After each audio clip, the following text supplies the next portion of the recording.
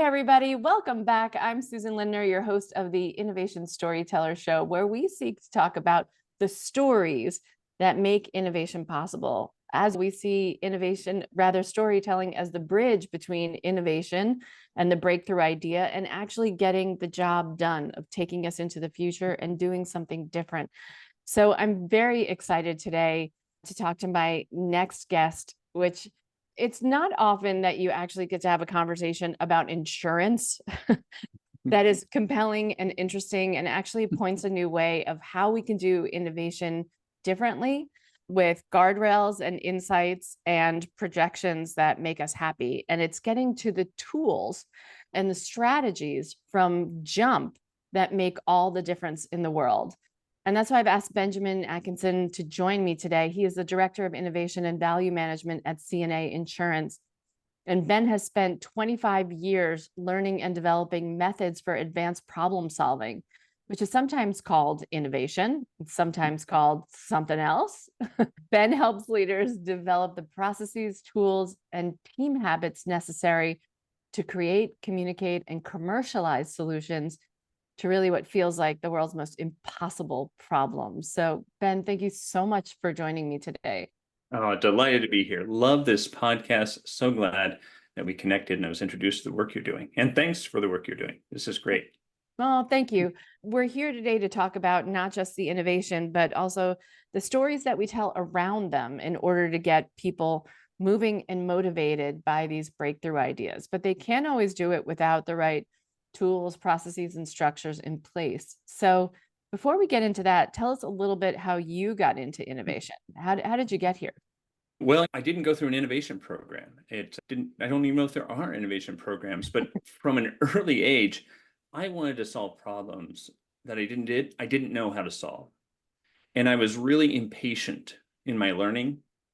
I was like a B student throughout school, but my teachers were always haranguing me to apply myself because they thought I could be an A student. I just didn't have the patience.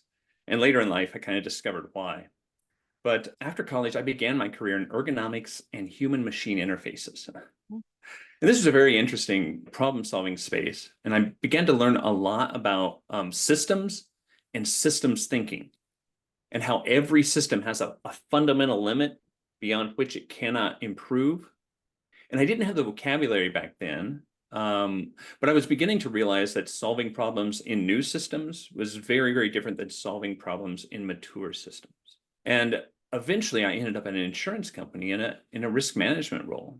And it was 1999 when I read Clayton Christensen's Innovator's Dilemma. Yeah. Immediately things started to click. And there was a metaphor for innovation emerging from my insurance experience, because insurance is all about measuring and managing risk. It's actually about moving from a place of uncertainty where you can't measure to a place of risk. It's moving from possibility to probability. And I was captivated with this idea of being able to move an idea from feasible to viable to reliable. And this was the moment for me where I knew I wanted to work with teams that were managing innovation or managing ideas. And unfortunately, at that time, there was no such thing as an innovation role in the insurance industry. And so I left and I led an R&D team, a few startup teams, launched a couple products. And because of my prior manufacturing experience, I ended up at Toyota's manufacturing division. And that's a great place to learn a lot about problem solving. But I was also able to introduce innovation processes and tools there as well. And it was just a great time for me, a great time to learn and a great time to understand systems even better. And then what do you know? An innovation role popped up in the insurance industry. It only took 20 years. So I ended up leaving Toyota and returning to CNA Insurance, because leadership there and actually leadership across the insurance industry were really putting an emphasis now on the systems and processes necessary to manage new ideas, new technologies. So that's how I ended up back where I started 20 years ago.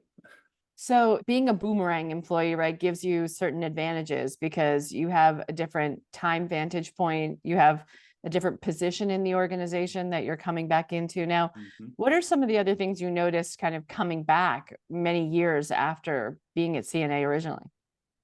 Well, it was a very different, very different group of leaders. And you're starting to see this, I think, across a lot of executive suites. For a lot of large corporations, people enter the executive suite because they've demonstrated that they have mastered operational excellence. Mhm. They have mastered problem solving in what we could call the ordered domains, right? To harken back to Dave Snowden's Cynefin. However, organizations are realizing that they have to manage problems in this unordered domain, this complex domain. And so we're starting to see different leaders, which I didn't 20 years ago. You had leaders that could think in a very material linear cause and effect way.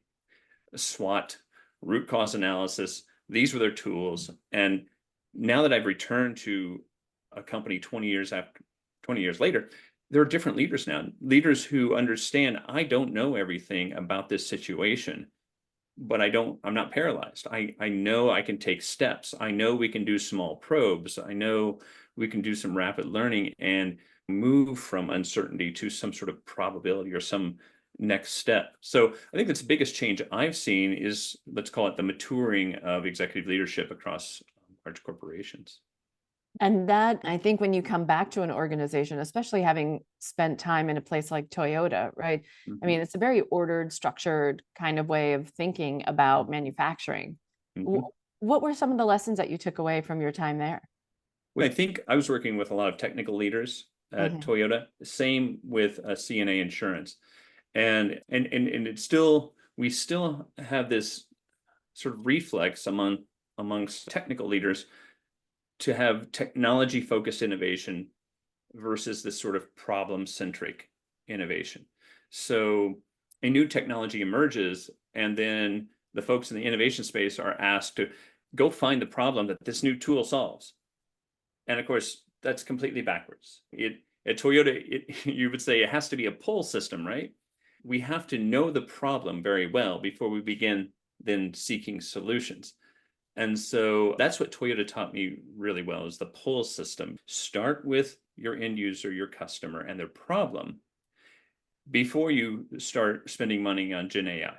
That's the message I've been taking to leaders today, is we've got to really understand the problem, and then we can pull a solution toward that. And I know it's difficult. I know leaders feel behind when a new technology takes off and they don't have a Gen AI project on their on their budget.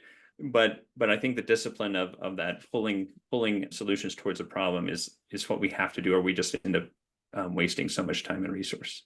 It's fascinating too, because we've looked at Toyota many times as fantastic innovators in their own, from management styles, right, internally and externally, product perspective. They really have put an effort into making innovation central to them, while simultaneously having this other side of the coin, which is very structured, very process driven. Tell us a little bit about the tools and processes you're using now at CNA on the innovation front. One of the most important tools I'm trying to share with leaders across the organization is taking time to increase their situational awareness of their space by making that space visual, or making a problem visual. And that's a basic technique from Toyota. You started with a block diagram, visualize your process, where's the variation, and use your Kaizen tools to incrementally improve. Well, the same applies even in the innovation space. First, we have to make this visual, primarily because strategy, especially innovation strategy, is a collective function now. It cannot just reside in a leader's head. So if they will take the time to visualize, and I'm talking about tools such as Wardley maps or perception maps, and there are other ways to visualize the system or the space, but making that visual really leverages the diversity of a team and makes it safe for people to challenge the system or the problem space without directly challenging the leader. And I don't know that a lot of leaders think about this, but that's hard for subordinates and organization to do. Is if the vice president puts up a slide deck and says, here's the path, to challenge that is saying you're not a good storyteller or you're not a good leader. And very few are going to do that. But if you'll take time to make it visual and make a map of the system and say, here's where we think we need to solve a problem, now people can point at that and challenge a component on that map, challenge something visually represented, and rapidly that leader is going to iterate towards a better and better strategy or problem space or understanding of the problem space. So I know that was a bit long-winded, but I boil it down to leaders, please use visuals to tell your story and make it safe to challenge. So that's probably the biggest thing I'm working on right now. Yeah. So what's a good way for people to present their stories when they have a breakthrough idea that they want to present, or even an incremental one?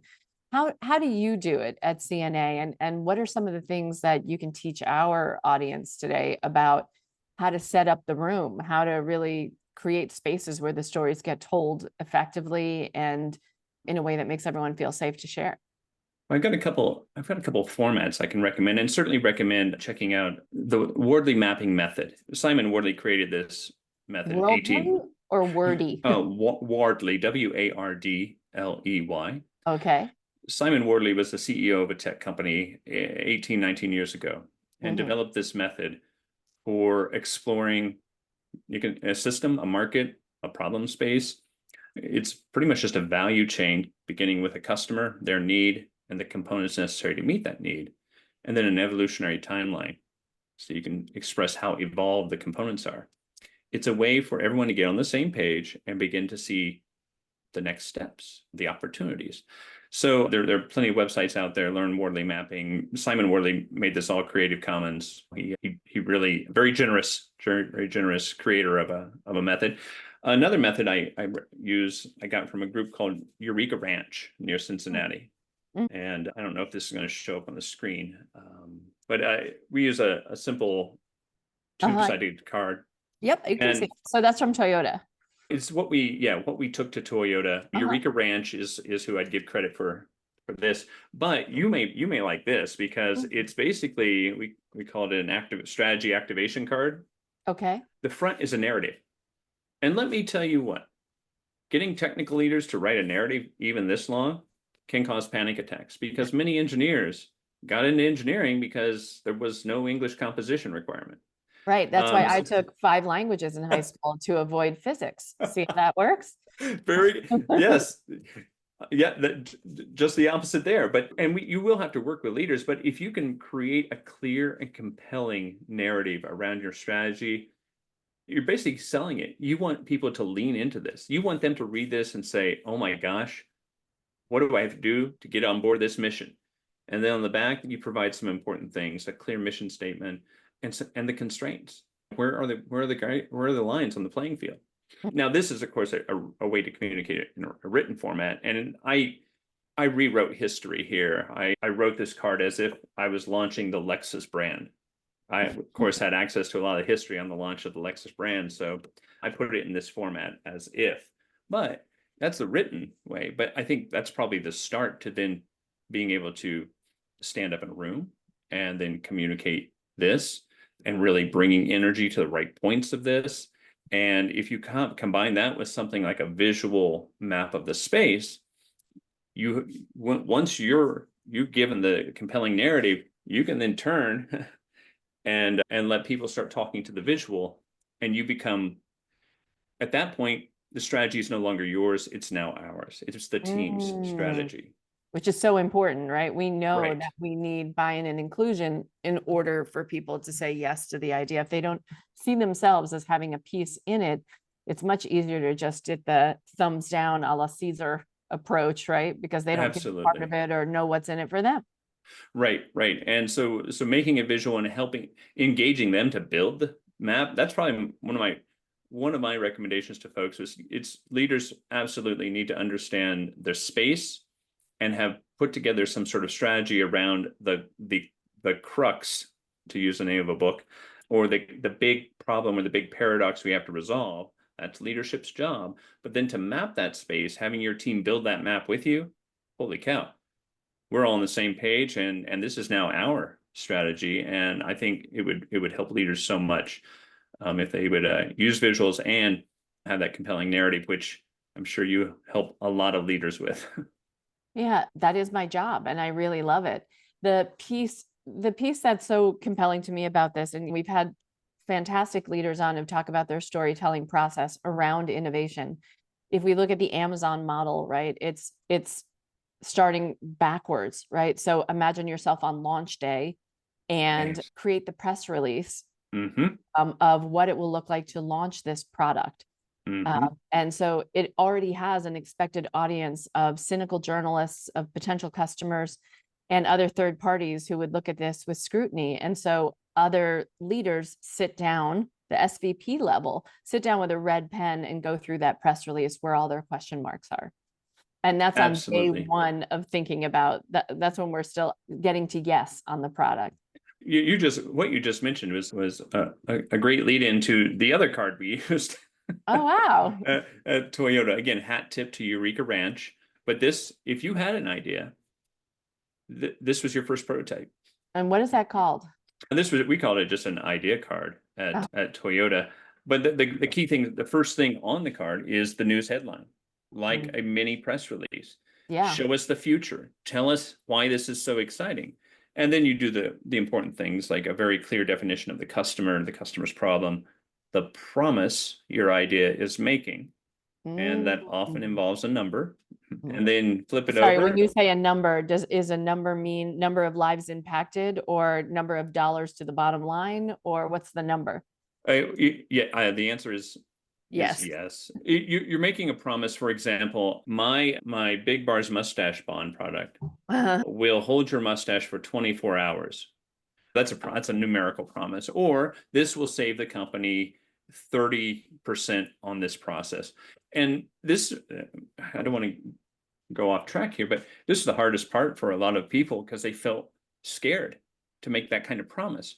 But you really have to tell them, hey, if you think it could get 30%, tell us that.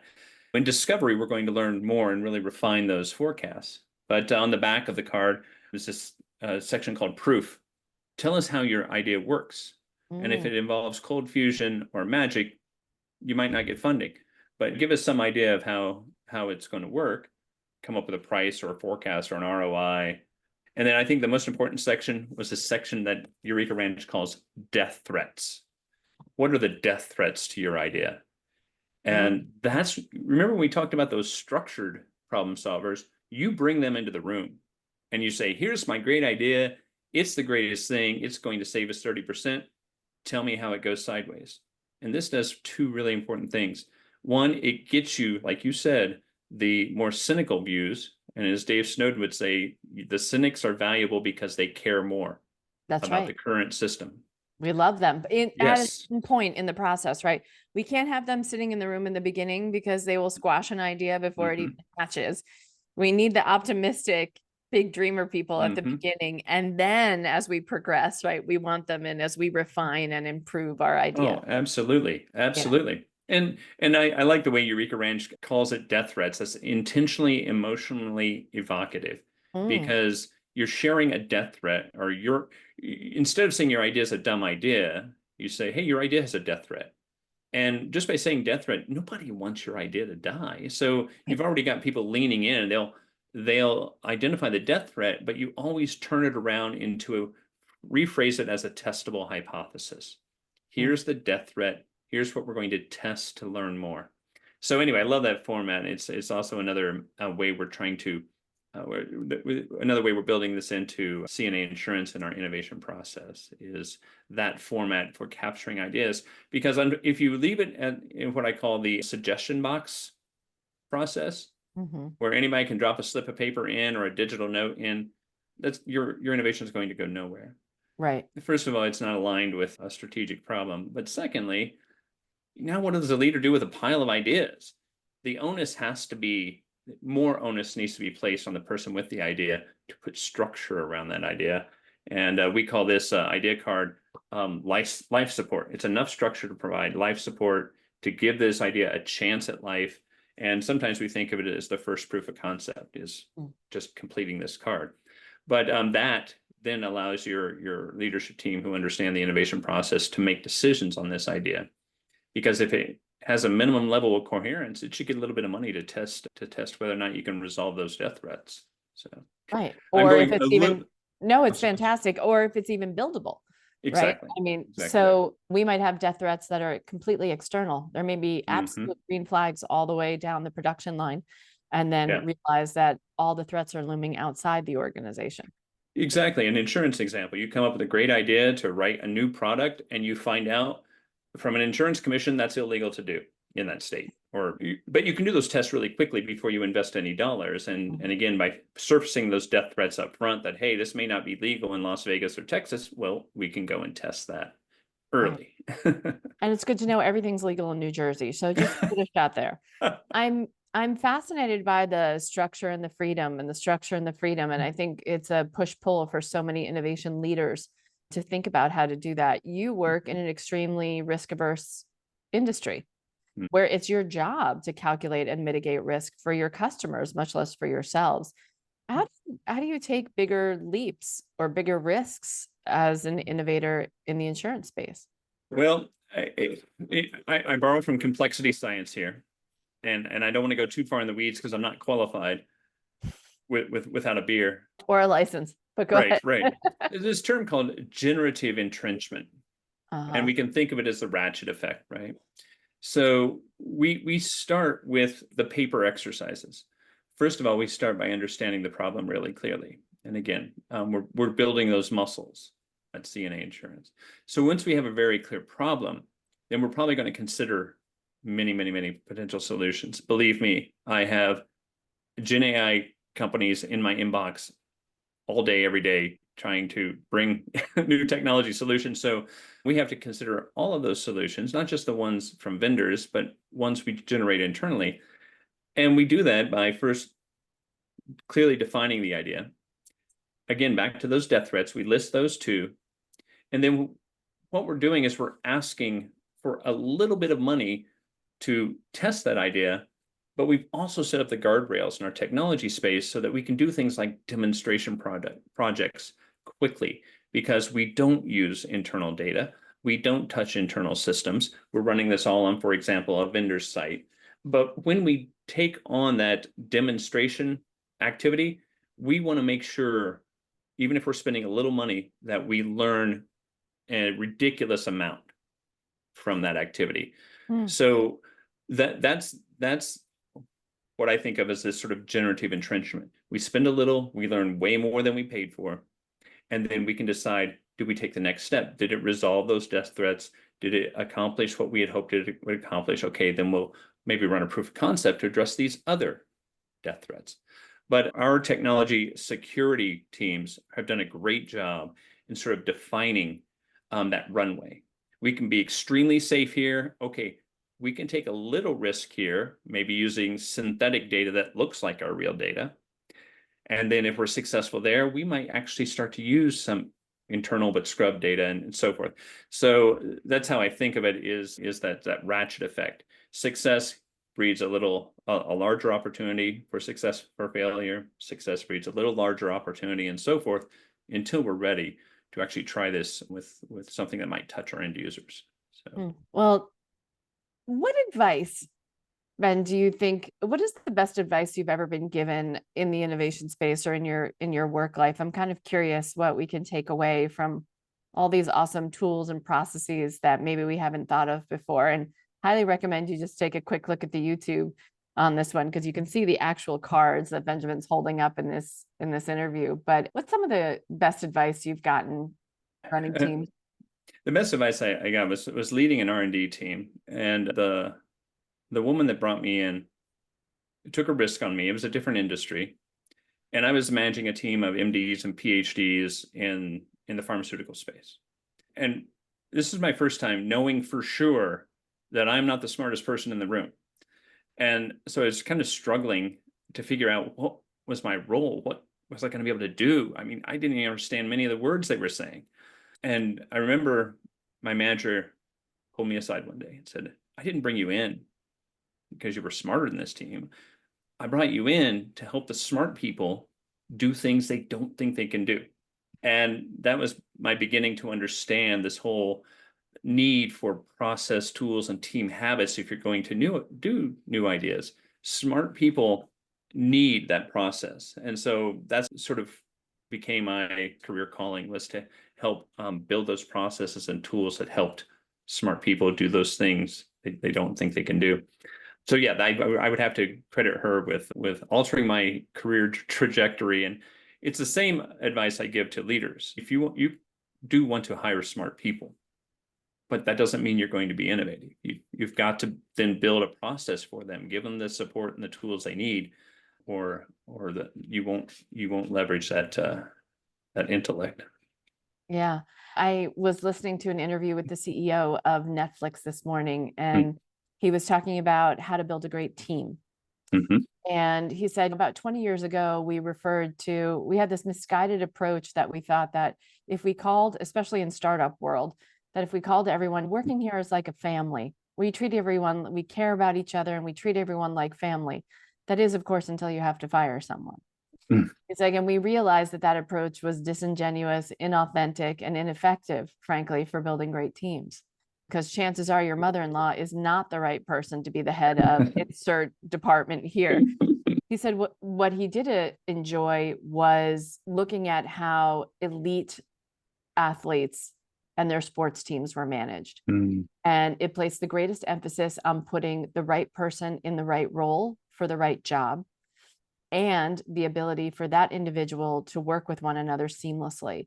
He said what he considers to be the greatest move in sports is the blind pass, where you're on a soccer team and you don't even have to look over at your teammate and you know you're getting the ball, because that's what happens every day. And you just know the ball is coming to you because this is the part where we pass. Yeah, amazing metaphor. Yeah. And I thought, I'm allergic to sports, and yet even I got and I thought, wow, just looking at my own managerial career and thinking about creating teams and running teams, and where a little bit of sports background could have been very helpful in thinking about, do I have the right person in the right role, and is there enough trust in the room? And I think it's even more elevated when we're talking about really big decisions of consequence in the innovation space. We're making decisions that impact the future of the business, not just the game we're playing today. I agree completely. And if you're not into sports, let's think of a jazz ensemble or something Jazz. like that. Hate it. So trying to love jazz. So trying. People send me jazz if you find good jazz. Start with Keith Jarrett and the Cologne concert. Okay, Keith Jarrett, Cologne. Yeah, changed my view of jazz. And anyway, I'm off track now. But I think you bring up a great point, building the right teams. And you know what it's easy to do? It's easy to test for skill level in technology, for example. Yep. But, and we're going full circle to Kirton's Adaption-Innovation theory. It is so important to understand their problem-solving style. You'll have your advanced guard team. You'll have your Steve Jobs, blue sky, over the horizon thinker. Apple would not have been successful if they only had Steve Jobs, though, because someone has to be able to understand details and systems and be able to build platforms, commercially successful platforms. And of course, they had Tim Cook. Well, later, Tim Cook. Yeah, exactly. Was. Yeah, sure. So Woz or Tim Cook. But having smart people at either end of that problem-solving spectrum is insufficient, because they won't work well together. Right. And so you have to have people who can bridge that gap.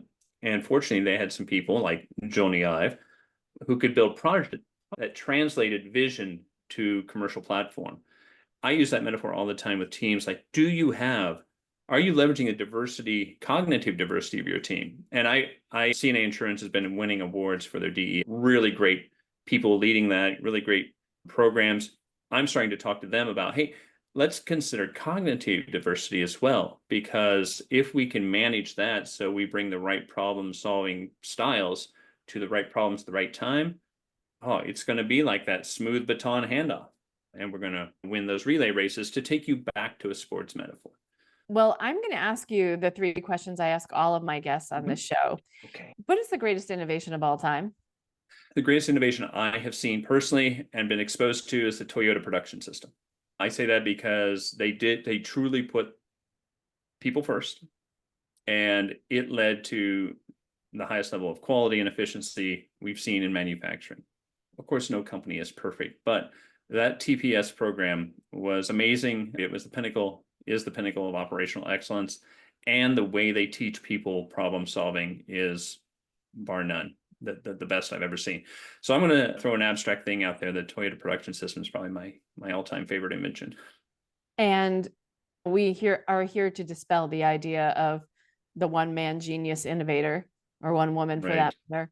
What is the greatest innovation team in history?